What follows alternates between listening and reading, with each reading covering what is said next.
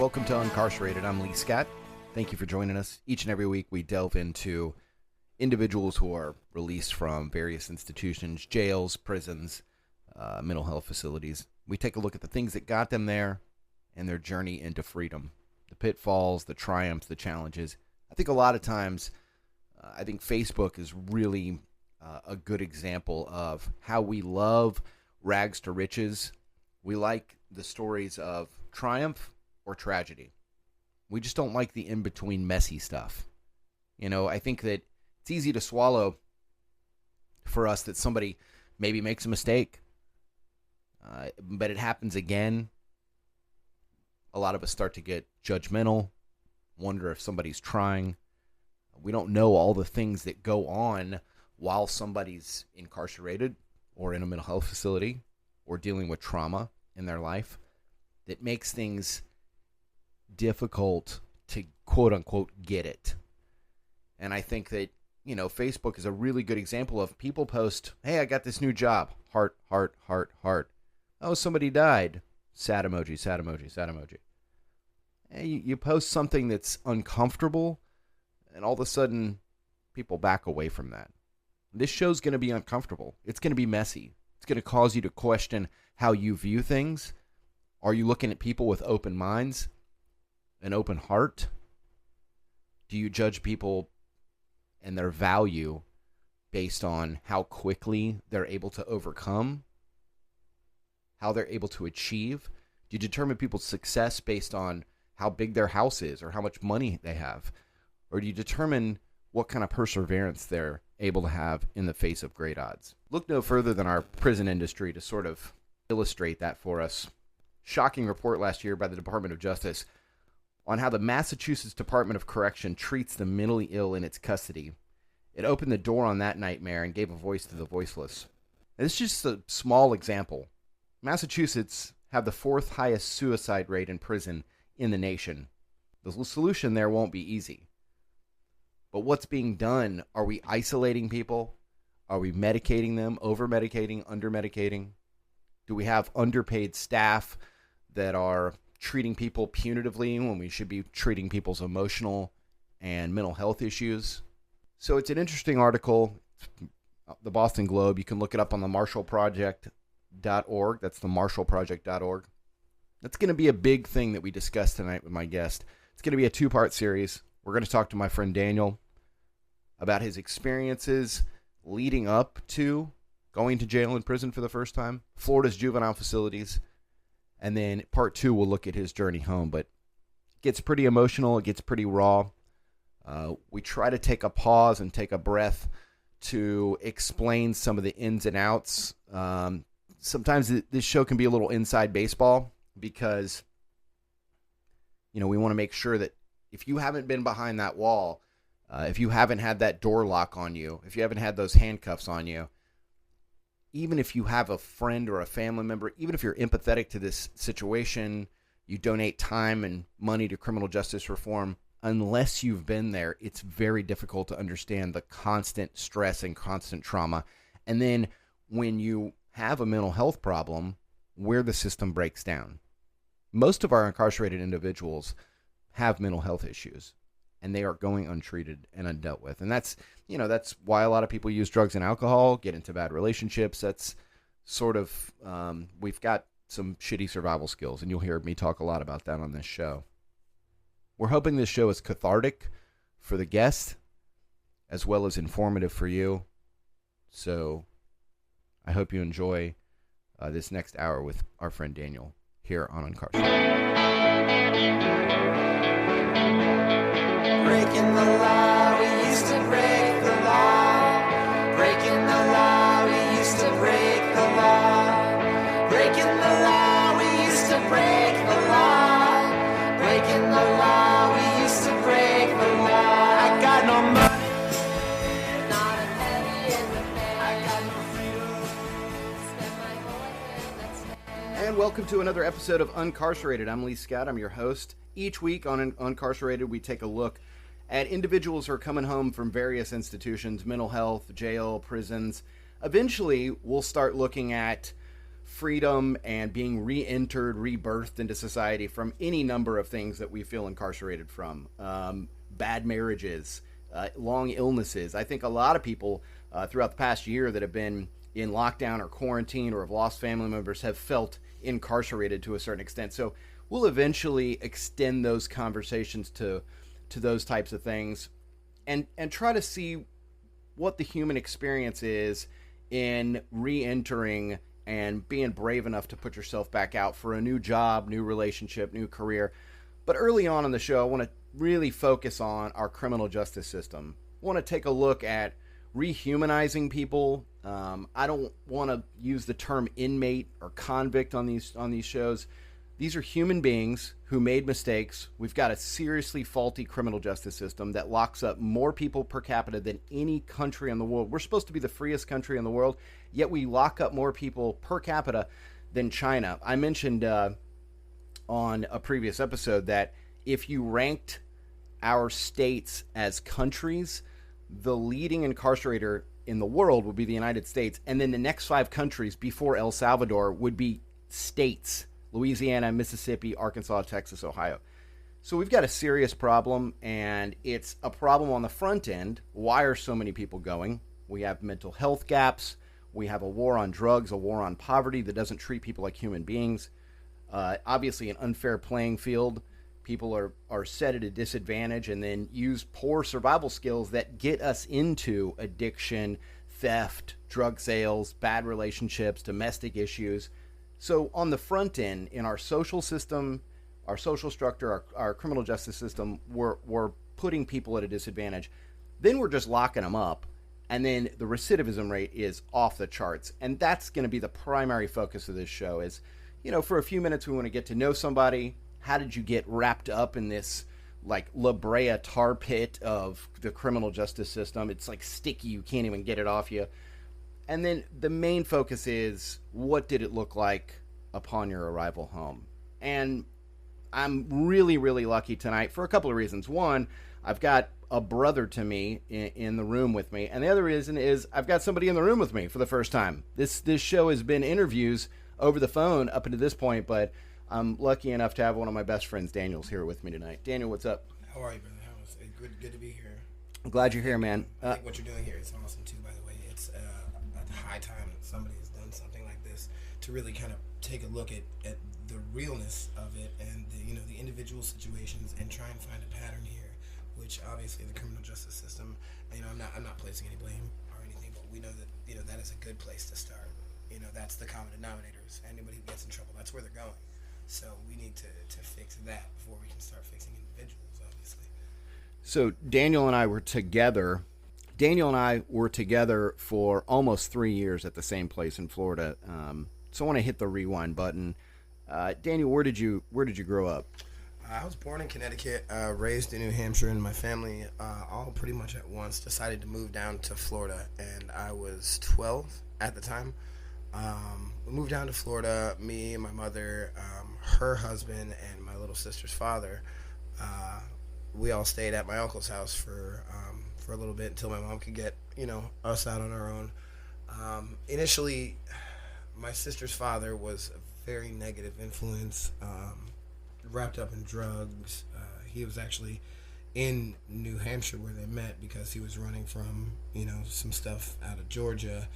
But anyways, my mom was into drugs as well, so they were, present in my upbringing, in my childhood. And also, like, me and my brother were both kind of treated as the redheaded stepchildren, no pun intended, but I mean, that's really kind of the role that we played. I remember I was like 14, I think, and they left us home, me and my brother, home, and took my sister to Disney and to Universal Studios, and just that, I remember that was one of the first memories as a kid where, like, I just got the feeling like I'm not wanted here, and this is my home, and it played on me. I never really felt home anywhere, so I was out. I didn't even graduate high school. I got my GED and took the HSCT in a juvenile program, so the problem started really early. I was leaving home. I was doing drugs. I was drinking at an early age, 15, 16. I went to my first juvenile program. I went to actually 2 juvenile programs before the age of 18. And when I turned 18, in one of the programs, I was released shortly after. But I was given a high school diploma when I left there. So it was basically, you're done with the juvenile system. Hope you know what you're doing. But I wasn't really taught any skill sets. I wasn't taught any way to provide for myself. I was just, put in school and made to get, my degree, and that was it. So I get out of juvenile program. I'm 18, and I may be out for not even a full year, and I get in trouble. And I spend the next 9 months in the county jail, and I was sentenced to prison for the first time for 3.5 years. All right, so I want to take a pause there because there's a couple of really key points that you hit on that I want to dive deeper into. So we've gotten up through your childhood, moving from Connecticut down to Florida at the age of 12. That is a big enough impact on anybody that's got a normal, stable home life. Ripped away from your childhood friends, sent down to Florida, which is a completely different place than anywhere else. I mean, it's, this place is legendary for I threw an alligator on meth inside a Wendy's car drive-through. It's just crazy. And so you're plunked down here. Add on top of that there's drugs and alcohol and some instability at home. And you hit on this word home. You never felt like you had a home. And I'm imagining that the warm blanket of drugs and alcohol, or, you probably, if I'm guessing correctly, have an overdeveloped sense of humor, adaptation, the ability to go from one group in the hood to another group of skaters to another group of people and kind of blend in, finding your family everywhere and nowhere, finding your home everywhere and nowhere all at once. And I just wanted you to maybe expand on that and it sort of explain what that feeling is like of never really feeling like you had a family or a home. Well, you kind of hit the nail on the head there. And thank you. I'm really good at stuff like that, so thank you. Yeah, it was rough, and I would just want to say this: I'm coming from a place where I know what that feeling is now, so I can look at it subjectively because but it was odd. I get out of school and, you get out of school and you're supposed to go home, and I dreaded it. I didn't, I dreaded getting off of the bus and going home, and I was there as little as I could be. I stayed with friends more often than I stayed at my house. I never wanted to be there because I felt like I wasn't wanted there. And why would I want to be in a place where I feel unwanted? It's just not a good feeling. So you and I took different paths to the criminal justice system. Your own car. Yes, I huffed duster and stole my own car. This happens to everybody, really. So, but I had a similar experience in my childhood in that the divorce of my parents affected me at 13, 14, 15. I never felt home. I feel alone in large crowds. I have sort of that fish out of water feeling, but I managed. I was a young single father at 18, and that probably saved me from getting in trouble because, for the next 15 years or so, I just had this tremendous uber responsibility. When I look back on my life, though, I think I was white knuckling it often. Thinking that the world was going to fall apart, just like my parents' marriage fell apart when I was a kid and I couldn't save it. That's what's going to happen if I don't save the relationship I'm in, the kids, everything around me. And eventually my wife passed away, and the world did fall apart for me. And I get in trouble, and I find myself with you in prison in Florida. And I remember the feeling. I was gone for 5 years, and I remember coming home, and my first experience, my second day out, I go to Target, and you met me up at Target, and you looked at me like, dude, take a deep breath. I was just completely overwhelmed. I didn't know what size pants I wore anymore. I didn't know how to shop. I just didn't know how to do anything. I was only gone for 5 years. Imagine people that are gone for 15, 20 years, But the reason I tell you that is because I went from Gainesville to California and California to Indiana because I wanted to be in a relationship, and I had I had a house in Indiana with my son, who's 19. You know, he's like a feral child. You know what I mean? He's like, "What's up, man? I just smoke weed. Leave me alone, pops." So that's my house. And then my girlfriend and I have another house. Neither house was mine. And that idea that I've never had a home, I think, really resonated with me in that I never really felt like this was my place. Like everything else was somewhere else, and I just felt very unsafe. And I think that lack of safety, that PTSD that relates to that, where do you end up when you feel completely alone? You end up in the only place where you always feel alone, and that's prison. Like 14 or 15, and I had a friend of mine over. Me, my brother, and a friend of mine were sitting in the room. We were playing video games, doing something, just hanging out, just being kids. And the door busts open, and it's my sister's dad, and he starts screaming at us, "Where's my Coke?" And me and my brother look at each other. We're like, "What?" He's like, "You fuckers are gonna give me my Coke, or I'm gonna beat the shit out of you." Like, left it in his pants pocket and threw him in the fucking washing machine. And for the listeners, you mean cocaine, correct? Yes, absolutely, 100% cocaine. 100% pharmaceutical grade cocaine. And he left him in his pockets, put him in the washer. Never came, never apologized, never even. There was no, "Hey guys, listen." There was nothing. Sorry about the whole cocaine thing.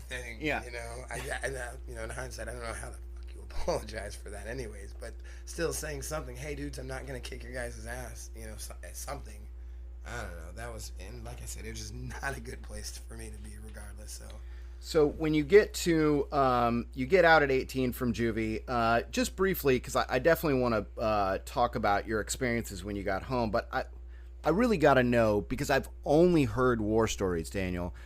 Please, for the listener, for somebody who, we have so many incarcerated Americans that just about everybody listening is going to know someone or be related to someone that has had this experience. So I think the experience of and the perception of being incarcerated, I think it's starting to soften. And that's what I would like this show to do, is to sort of humanize it. But the only way to do that is to expose the raw nerve that is this traumatic experience.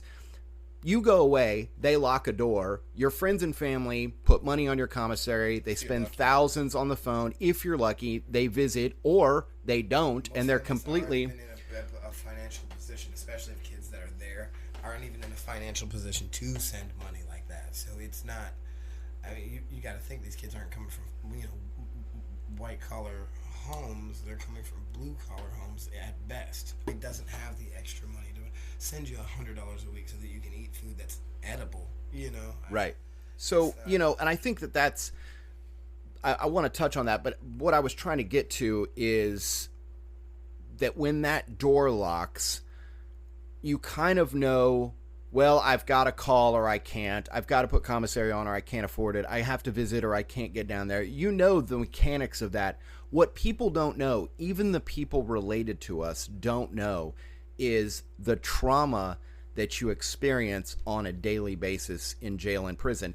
Even if you make it okay for yourself and it's not full of fights and gangs, it's still, you're constantly terrorized about, is this guard going to do this? Is my bunkie going to flip out? Am I ever going to go home? What happens if someone dies? That's how you live 24 hours a day. That's serious PTSD. So the one thing that I have never been exposed to, but I've heard war stories of, is the juvenile facilities in the state of Florida. I've heard them referred to as gladiator camps. I've heard that the corrections officers bet on these kids fighting. I've heard them setting each other on fire. So can you tell us what that experience was like, Daniel? It's honestly, I'm a bit jaded. I have been in that situation or that environment as a kid, not just once but twice, and it's not, for the average person, it's a horror, I would think. Like I said, I'm a bit numb to it just because I was familiar with it, but most people aren't, and that's the sad realistic view, is that it is a horror. It's a nightmare as a kid. If you don't know how to fight or defend yourself, one of two things are going to happen. You're going to learn, or you are going to be a victim. and that means your food is going to get taken. You are going to get constantly harassed, bullied, teased, yeah, all kinds. And is there anybody there? Is there way. anybody to protect you? The people that are supposed to be are. It's almost laughable to them. Let's take this kid over here who beats people up from those dorms and put him against this kid over here, and I like this kid. You know what I mean? Like that's a real thing. That is something that happens. Do not kid yourself. There are guards that set up fights and bet on it, and the kid that loses or gets beat up bad enough, he gets thrown in a hole until his licks heal, and then he's let out because guess what? There's no proof. You're in confinement. You're not allowed to use the phone, so you can't call your mom or you can tell them about this. And often there isn't anyone to call anyway. If you're lucky. That's if you're lucky. One of the things that I found astounding when I got to Lake Butler, which is the reception center here in Florida, you go from county jail, you go to Lake Butler. There's 3 of them now, but it used to only be Lake Butler, the regional medical center, the intake center. Now they have Central Florida and they have South Florida, and I think they have one in North Florida. So there may be 4 reception centers now, if I'm not mistaken. But it used to just be Lake Butler. If you went to prison in Florida, everybody went through Lake Butler. They called it the Wild Wild West because it was just insane there. They had a couple of guards throughout the 70s and 80s that were killing people, and they would bury their bodies straight up and down in the ground so that when feds would come in and look for missing people, they couldn't find them because they would be running the sonar detector over and they couldn't find where the graves were. It took John Stossel in 2020 to investigate to eventually get the feds here. Boot Hill. It is an actual spot. All this is actual, right. Actual information. This isn't just... Yeah. So one of the things I was astounded at when I got to Lake Butler is in Butler they have a jar. It is a jar full of teeth. Yeah. It is a jar full of teeth that they will show you and they will tell you, we take these. These are our teeth, and they will knock your teeth out and put them in that jar. Yep. And there's you can see brick walls where there's holes in the brick walls where they make people stand there with their nose holding a quarter in the brick wall for so long that it's left indentations. Rats in the kitchen. It's just, and now they have all of the people with terminal illnesses and lifers there as well. So you're coming into prison for the first time. Maybe you've got 2 years, 3 years, 4 years. You coming in with people who haven't been classified yet. We touched on this on an earlier episode. People that are there for 10, 15, 20 years. Your bunkie may be a murderer. Rape, and it's murder, extremely dangerous situation to be in. Insanely violent crimes that you are just, the guy that stole your own car. Right. That are sitting next to you, and you're like, where am I? How did I get here? And out of all those horrifying situations, the thing that I was astounded at most, Daniel, was this idea of disappearing people. The idea that I'm a guard, you don't have family to call. If you had family and loved ones, you would have had a lawyer. You wouldn't be here anyway. So the chances are you don't have enough support for me to torment you. I can make your life a living hell. And I saw some corrections officers get verbal with it and say, I will make you disappear. I'm wondering if, what I saw at Lake Butler and then the prisons I was at afterwards, how comparable is that to the daily trauma that you saw at the juvenile facilities? I mean, I've heard that it's just way worse. Well, the juvenile system is a lot more violent. I will say that is that the fights there, and they used to have Saturday night fights where it was you were fighting. Guess what? All the doors are open. You are going to fight, or somebody's going to come in your room and just tee off on you, and it's not an option. So you got to fight. You have to defend yourself. That's the name of the game. That is the beast. Right? So you're there for a year or two, and then they just go, okay, go now. There's no counseling, there's no education, there's no mental health. Sure, they have these, school programs, and sure they have a counselor. This counselor's caseload is so full, and they're trying to get through each and every one of these people that you get maybe 2 minutes, and they're going to ask you 3 questions. If you go to say something, they'll say, hey, put in a request, and boom, you're out the door. You can't object. You object, boom, you're going to get your ass kicked by the guard standing right outside. You can't even, hey, wait, I want to talk. There's none of that. Put it in writing and send me a request, and we'll talk about it, which they get denied, and they get thrown away. So the request system for the listeners, and as our guests and I are talking, a lot of this stuff just seems super familiar. So I want to take time. I don't want to interrupt our guests, but I want to take time to explain for the listeners the request system. The request system in the Department of Corrections is a way to put you off. You have nothing but time. Now, in your mind, You have legal work you need to get done. You're trying to get a GED. You're trying to get a college education. You're trying to get someone on your visitors list. You're on a timeline. To them, they think you have 4 years, 5 years, 6 years. I'm overworked, underpaid. I've got a caseload with 80 guys on it. So put in a request. Those requests go into the circular file, the trash can. You never see it. They're trained to always say no. They never know the answer to anything ever. So you're never able to get anything done. Now, I dealt with that as an adult who had a family and a career. I can only imagine what it's like when you're still a child. You're 18 years old. You're dependent. Now you're dependent on the system who you've gone from your home life, which didn't care about you, and now this system that doesn't care about you. So, just they release you from this, Daniel. You get nothing done while you're there. It probably made you more terrified, added to your PTSD, and obviously, evidence very angry. Yeah, and so you're only out for a year, and then you're back in county. What happened that landed you your first prison charge? Well, I didn't have, like I said, I didn't have any place to really go. My mom, her husband at the time, allowed me to use the address that they had so that I would be released, but I wasn't allowed to stay there. So I didn't have anywhere to stay. I was staying with friends if I was lucky, and I met some guys on the street. Literally, this cat named Zach and another kid named Cody. And always a Zach and a Cody. It's damn Zach. Every fucking time. So you meet somebody named Zach, just nice to meet you, how do you do, and then run, because you're going to jail. At least I am now. But I didn't have anywhere to go, and this kid had a house, and his mom was heavily into drugs. She did not care who was coming and going or whatever, and so I ended up hanging out with these guys. I'd known them for like 2 or 3 days, and I get in the car, and the next thing I know, Cody's going through this dude's front door, like walking into this guy's house. I'm sitting in the car with Zach, and I'm like, I'm kind of freaking out, like, what the fuck? And I hear some shit going on. I never went in the house. I was charged with burglary of an occupied dwelling, and I was sentenced to 3.5, almost 4 years of prison. It's my very first, adult offense.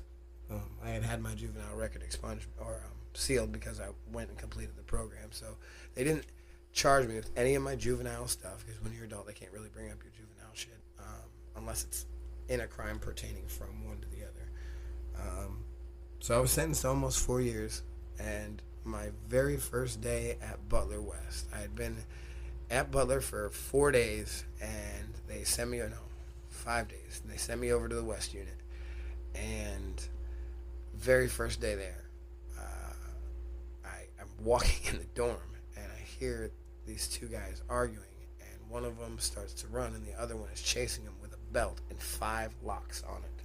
Oh my god. Yeah, the dude didn't speak any English. He was screaming at him in Spanish. I caught like half of it, but it was apparently the dude had tried to rape him, and he went around and got all of his buddies' locks and beat this dude's head in. Like, wow. As the guy's running, he grabs a mattress. He's trying to cover himself with it, and he's just swinging around. And he hits him as he's coming around trying to get to the officer station. He hits him into the shower, and I didn't see the hits, but I saw the swings, and I knew enough to know that those 5 locks weren't being nice. They're not forgiving. And that was my very, very first like 5 minutes into the dorm at Butler. At this point, you've been in the juvenile facility, so you use the word numb, and I would imagine that seeing this type of violence, you're numb to it. And so I wanted to give you my first experience with that. I had been in fights as a kid, just like everybody has. I've seen fights in bars, and your normal human instinct is, at least for me, is compassion or empathy. You want to dive in, and if somebody's getting just beat up, you want to pull somebody off of someone. You want to try to help somebody. So I go to Lake Butler. I'm there for 5 weeks. Everybody's off to their own camp, and I stayed there for almost 5 weeks. So I go in and I do all my testing, and the lady sits me down, and she says, well, you got perfect scores, 12.9s all the way down, and we need educators. I can't tell you where you're going, but I can tell, you can tell me where you don't want to go. And in Florida, unlike other states, they try to send you as far away from your family as possible. It's a way to punish you. It's a way to keep the money in the system. Right. It's a way to get, travel costs more. It's the whole thing is a giant scam to make money and to hurt you. It's punitive. That's what the whole deal is. So she said, where do you not want to go? And I said, well, I've heard I don't want to go to Columbia and I don't want to go to ACI. So I get on a bus. There's 3 sets of people on the bus: Jackson, Graceville, and ACI. Now, Graceville is a private prison. So I'm thinking, oh, I'm going to Graceville. This is great. They got ESPN. It's got air conditioning. This is going to be fine. I'll just make it through my time and go home. They get all the way to the Graceville. They don't call my name. They turn the bus back around and take me to ACI. Little did I know that when you tell them where you don't want to go, that's exactly where they send you. So I get to ACI, and as soon as I get off the bus, the CO, big, huge guy, about 6'4", 320, looks at everybody there and he goes, well, you got 3 choices, man. You can fuck, fight, or check in. And I'm like, fuck? I don't want to do any of those other things. So I had to fight one time in the idle dorm before you get moved to your regular camp. I had a guy that kept coming to sit on my bed. And after 3 or 4 days, I asked him, hey, this is because your little area, your little bunk area is your only area in your entire life. That's it. And I, asked him, I was like, dude, you can't just be sitting on my bed. And we ended up fighting over it. After that, I never really got messed with. But I get over to my main dorm, and the first guy that starts talking to me is this young African-American kid. He's probably like 24, 25. And he's into sports, and we're watching the NFL, and he could tell I knew a lot about sports. So we kind of, started talking, and we talked for a couple days about it. His name was DB. Seemed like a nice guy. Now, I'm up on a top bunk, and they've got single bunks in the center area. And I see him every day. He goes and sits on this real gay guy's bed, And they sit and they talk for hours. And I don't know all these little games that people play. I've had no experience with any of this. I have no idea what's going on. I'm like, oh, he's just friends with the gay guy. That's cool. He seems open-minded, So I hear one day this gay dude starts screaming, no, David, no. That's his name, David, DB. They call him David. Or they call him DB, but his name is David. No. And he takes his radio, smashes it on the floor, picks up his lock, and just starts beating the shit out of this poor gay kid. Just beating him to death, And I'm having to sit there frozen. And I just remember thinking it was my first time in my life that, I had to, watch something horrible happen and do nothing about it. I just felt completely paralyzed. And it still sticks with me to this day. It's, super traumatic, Oh, yeah, no, absolutely. I understand. And we just chalk it up to, oh, this is just normal, everyday shit. But it's not normal. But, yeah, and it's not. And it's not okay that you're subjected to that, especially the way that there's no differentiating. You're a criminal no matter what crime that you did. Well, I do think that there is a difference. I think there's a difference between somebody who did a crime sexual crime or violence, duster, right. And I stole my own car, or hey, this dude just raped 10 kids.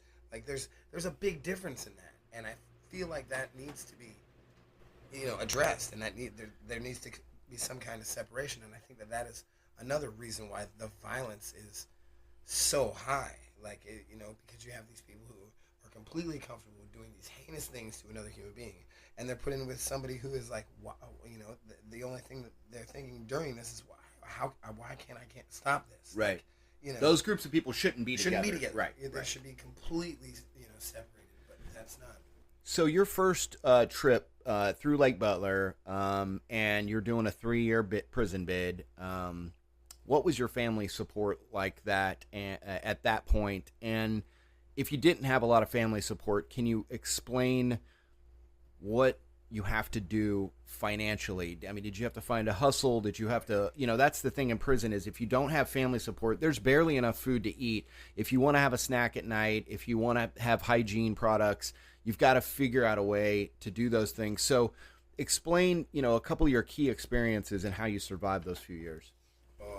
I was lucky. I was sent to Madison, which, it's not a great camp, and none of them are. But as far as on the violent scale, it wasn't top tier. There was still a lot of violence, obviously, but it wasn't any place like, FSP or anything like that. FSP is Florida State Prison. It's a very well-known prison. You can Google it. Movies were made there. But that was one of the roughest prisons there is. It's just part of that whole Boot Hill, people disappearing. Right, Rayford, the triangle. Rayford, the Iron Triangle. So, anyways, I was sent to Madison, and I got I could count on one letter from my grandmother a year. Every year for 3 years straight, I would get one letter, and that was on my birthday. My mom, she would write once or twice a year. I never got mail. As far as like getting commissary, I think in the 3 years I was there, I maybe got money 4 times, and it was randomly. Somebody felt bad or they were thinking about it, and they had a couple extra bucks, and they sent it to me. But like I had to get a hustle. I was putting laundry, which is. But before you get to your hustle, Daniel, how did it make you feel? It sucked. It was emotionally, because didn't part of you like you want to forgive people and understand and not be bitter, and at the end of the day you lie your head down at night and you go, well, I put myself here, my family's just trying to survive. That's part of you, but part of you feels hurt and let down. Oh, absolutely. There's plenty of times where I just I felt like complete shit. What is wrong with me? Like, was I that bad of a person that I'm not worth that to anyone? I was that shitty, and honestly, we're all, yes, you are. I was. You are that shitty. I am. You're the worst person I know. WPIK, baby. But no, and it does something to you when they call mail every day, and you don't get a letter. You don't hear from anybody, and not just that, but it sets a tone for other people's watching. Nobody cares about this dude. This dude's, and it can make you a victim. People know that you're desperate. So you just kind of have to, be real careful. And like they said, you got to find a hustle. And to get to my hustle, I was putting laundry, and I didn't really know much about the hustle game. And I'd been in laundry for like 2 weeks, and a guy from my dorm who had been in laundry before, but was not anymore. He was working outside the gate on the side of the road picking up trash. And he said, "Man, where's your money?" And I was like, "Dude, I don't have people. I don't." Yeah. He's like, "You're in fucking laundry, man." I was like, "What?" I didn't even know. He's like, "Dude, listen, here's what you got to do." And apparently, like that dorm that I was put in, they didn't have. I was the first person that worked in laundry from that dorm. So they were like, "Here's what you do. You talk to the people that run, the washing machines in the laundry room. And you say, hey, my dorm's going to pay this much to get extra bleach in their whites. I've got a list of guys. You got to go around and tell guys, I got a service. You want your stuff bleached extra good? Like, because if you put your clothes in laundry, they come back smelling brown. Worse than you send them in. Yeah, they come back brown. It's crazy. It's weird. So people, that was a hustle. And for people that did get money in, they would pay you a little bit extra, if you threw their bag in the special wash that had the extra bleach, And so I got on that. And I was fortunate. Chris Full game. Yep, Chris Full game for your your visitation blues. Yep. You want the creases in them? Well, we got irons down there, so we can get that going for you too. Like, That's one thing I never understood is the guys who got super dressed up for visitation. So you had these guys, they would prepare for like 2 or 3 days. It wasn't even a girl. It was like their aunt, and they would get that lined up fade haircut. They would get a crease in their pants, shiny new boots. They'd borrow people's shoes. Yes. Separate visitation shoes. And, I just kept thinking like, has your family ever gotten here and been like, man, I was really disappointed you're in prison, but God, look at you. I sure am proud of you now. Shining in here. Maybe you should stick around. This looks good on you. That never happened one time. No. So yeah, that was the hustle there. That was at the main unit. And then they sent me to the work camp. And they put me, because my custody was low enough to get to the work camp, but I couldn't work outside the gate. I went right into laundry there.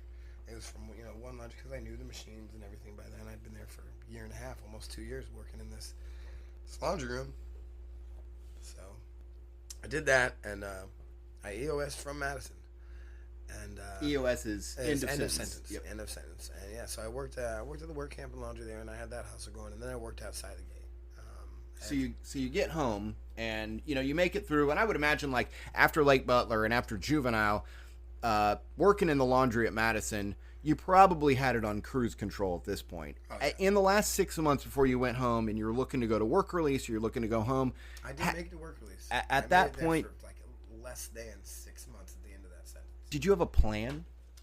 No, I was sent to Lake City. I worked at Ken's Barbecue. I worked at Ken's Barbecue in Lake City. They sent me there. And for those who don't know, like when you go to work release, that's like it's all a moneymaker. They take 55% of your check. Everything that you make, they take 55% of it off rip, goes to them no matter what. Now, whether it be for fines, they say 10% of this is going to fines that you owe us, which is money for them, or cost of housing, or whatever it may be. And food that you don't get, food that you don't even get or eat, nothing. Like if 55% of your check goes to them, and then they give you 45%, and it goes into a draw. Now, out of that draw, you are allowed to take up to, I think it is $100 a week. I think that's your draw. It was $100 a week at the time. I think since then they've lowered it. I think they lowered it. 675. Yeah. But you're allowed to get $100 a week, and now here's the thing: is you're working, and you're working as much as you can because you don't want to be stuck at that work release center all day. You will, and that's another thing that a lot of these companies that hire guys that are in work release, they know I can call this guy any time of day and he's going to show up. He's not going to call in sick because he doesn't, it's like, for bare minimum, for nothing. So they'll give you a job and they'll hire you at the least amount that they can.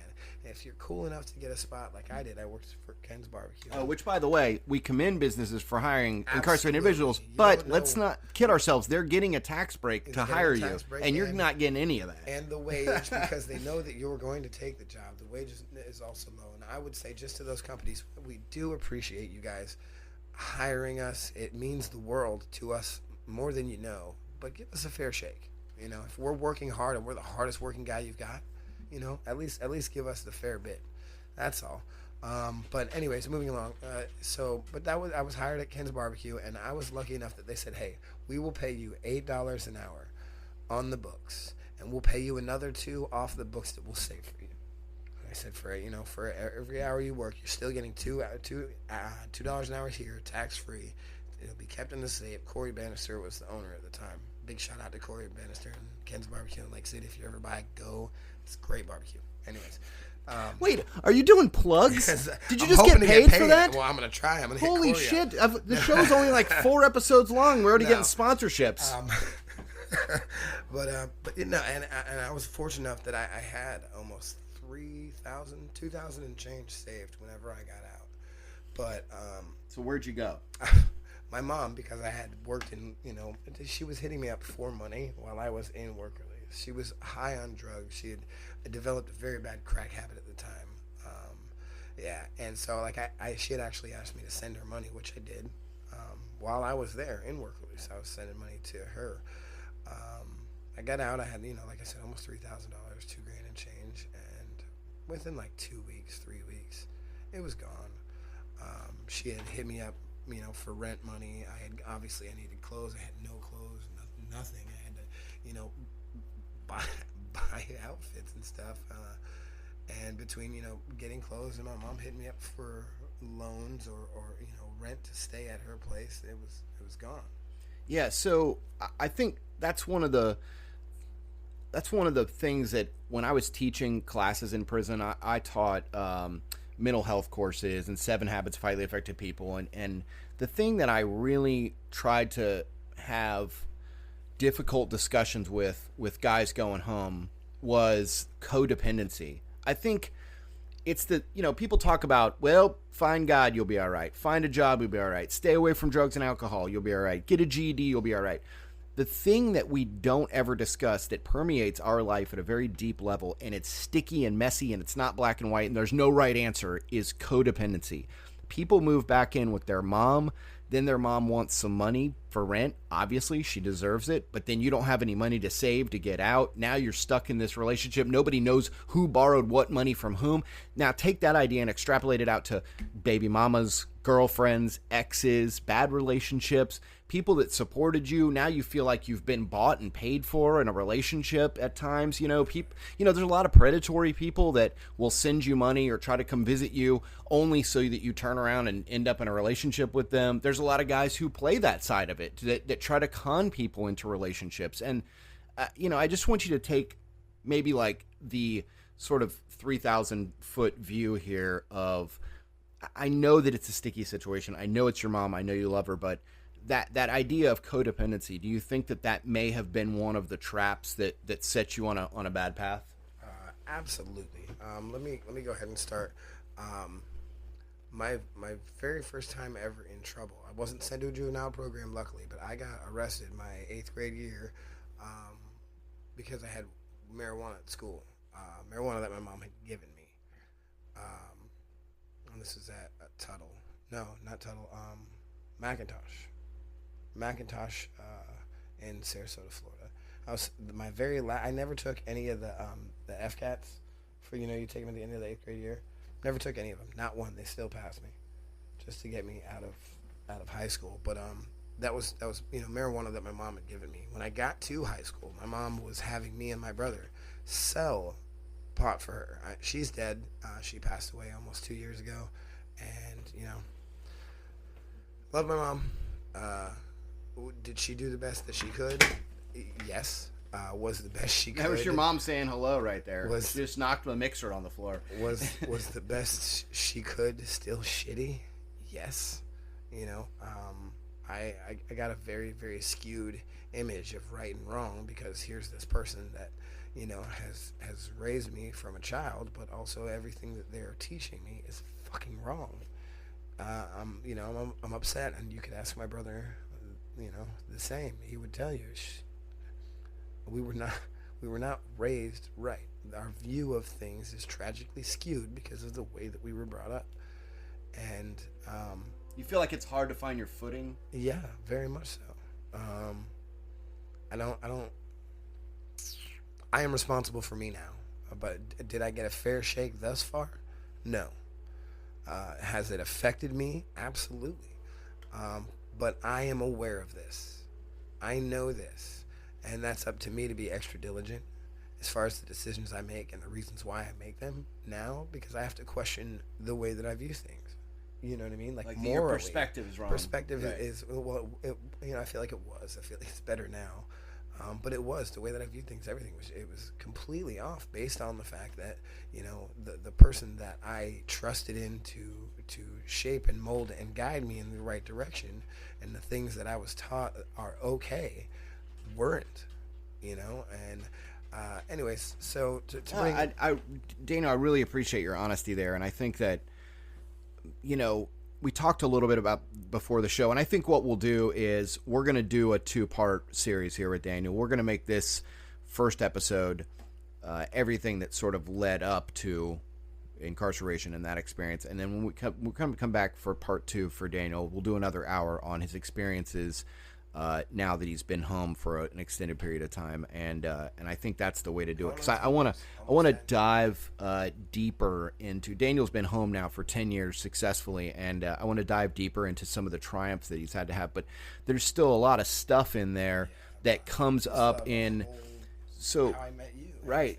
So do you think when you're saying that you look at it as, I don't want you to describe yourself as bad or wrong, but bad survival or shitty survival skills maybe, or when you're raised by somebody who's involved with an addict or who is an addict themselves, I would imagine that codependency, that sense of manipulation, and like, I got to get over on you before you get over on me. Well, I was just getting to that. And I had gotten home and out of prison. Like I said, I was released with almost $3,000, and within before a month it was completely gone. I'm staying at my mom's house, who is a drug addict. She is working as a caretaker. I won't say the guy's name, and I have felt so bad about this, but my mom had me steal money from this guy, who she's supposed to be taking care of. And I was desperate at the time. This is my mom, you know what I mean? Now she had me sell drugs, and it's my mom, and I did, because I didn't want to lose where I was staying. I didn't, I was young and I was stupid, and I definitely shouldn't have done it. But I ended up taking money from this guy that she was supposed to be taking care of. She told me exactly where to go, how to take it, and it's just like, and that's what I mean when I say, like, the person that I was depending on to raise me and to guide me was guiding me to do these types of things, and I definitely should not have done that. But I don't think that I should have been, influenced too either. So, yeah, no, that's. I wanted to get to that because I knew where you were going. I could see exactly, and yes, there's that codependency, and it's boom. I'm your mom, and she relied on me to steal for her. So it's just rough. It's a very rough thing. I think I'm looking at it very raw now, and I've breezed over it, at least in my mind, recollecting. But now it's the first time I've really like picked it apart, and it's Nice. it's it's even worse than I thought it was. Yeah. It's just fucking sad, man. Well, I mean, I'm hoping that this show is a healing, cathartic experience for people, and we have a chance to look deeper and more introspectively at ourselves and sort of the imperfections of us as humans. I mean, we are the protagonist and antagonist. We are the hero and anti-hero in all of our own stories, and so it's easy for a legislator or a senator or a lawyer or a judge to look at you and say, this is very black and white. You did a crime, you do the time. It's different when we're having this conversation on more complex levels. I love my mother, but also she did some horrible things that led, I take responsibility for my actions, but also I was influenced. You see that imperfection there? I think people want us to say all or the other, and it's just not. There's such a heavy mix, and so how are you supposed to survive and not feel like you're drowning? Daniel, how have your relationships been affected by this? I've had a very, very hard time building, meaningful relationships with people. Not just women, even friends. I'll get to this point where, I think I even went through it with you, where I started to care for an individual, and that, Lee is my brother. I love him to death. He can't get rid of me now. Too bad, buddy. It's too late. But I mean, there was a point until I learned that there weren't people that had an agenda other than my well-being. I didn't have that, and it took a while to get comfortable with it. I would want to push them away or run, because I felt like no matter what happened, I was gonna get let down or hurt. It was a difficult thing to get past for me. But luckily, I had people like you, Mac, Taisha Stevenson, my wonderful children. I'm very fortunate today. So, we're glad to have you here, Thanks, Daniel. man. I really appreciate you joining us for this episode. Now, in episode 2, we'll try to get it up later this week. Breaking the